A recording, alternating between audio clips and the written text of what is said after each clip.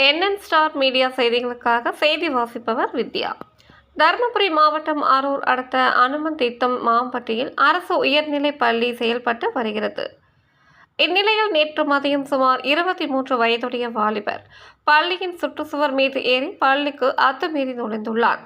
அப்போது பள்ளியில் இருந்த ஆசிரியர்கள் அந்த வாலிபரை சுற்றி வளைத்து மடக்கி பிடித்து விசாரித்தனர். அந்த வாலிபர் தான் சென்னையை சேர்ந்தவன் என்றும் 10 பேர் குழுவாக இப்பகுதிக்கு வந்துள்ளதாக முன்னுக்கு பின் முரணாக பதிலளித்து உள்ளான்.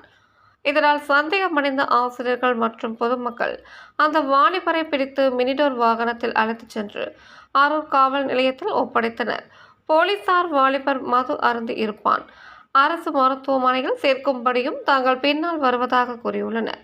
இதையடுத்து வாலிபரை வாகனத்தில் பொதுமக்கள் அரசு மருத்துவமனைக்கு அழைத்துச் சென்றனர். கச்சேரிமேடு பகுதியில் அந்த வாலிபர் தனக்கு மயக்கம் வருவதாகவும் தண்ணீர் வேண்டும் என கூறியுள்ளார். இதையடுத்து வாகனத்தை நிறுத்தியவர்கள் தண்ணீர் கொடுத்துள்ளனர். அப்போது வாலிபர் கண்ணிமிக்கும் நேரத்தில் வாகனத்தில் இருந்து கீழே குதித்து தப்பி ஓடிவிட்டான். கிருஷ்ணகிரி மாவட்டம் மத்தூர் பகுதியில் இதுபோன்ற சம்பவம் நடைபெற்ற நிலையில் நாடு முழுவதும் கடத்தல்காரர்கள் இறங்கி இருப்பதாக பீதிகள் நிலவும் வரும் நிலையில் காவல்துறை அலட்சியமாக செயல்பட்டதால் தப்பித்த இளைஞர் மீது நடவடிக்கை எடுக்குமா காவல்துறை பொதுமக்கள் கேள்வி எழுப்பி வருகின்றனர்.